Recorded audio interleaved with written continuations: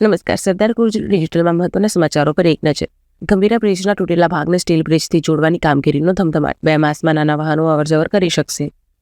વસુમાં કૃષિ લોન ન ભરનાર હેરંજના 2 ખેડૂતોને કોર્ટનો આદેશ. બેંક ઓફ બરોડાની વ્યાજ સાથે ₹6.35 લાખ ચૂકવવા હુકમ.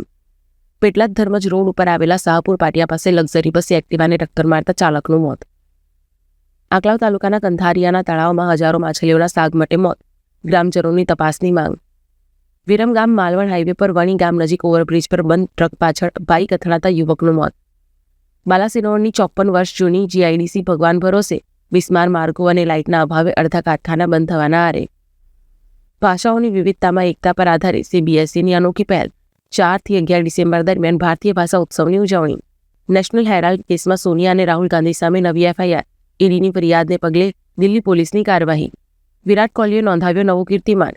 ઘર આંગણે સર્વાધિક પ્લેયર ઓફ ધ મેચ પુરસ્કાર જીતી સચિન તેંડુલકરને પાછળ છોડ્યા.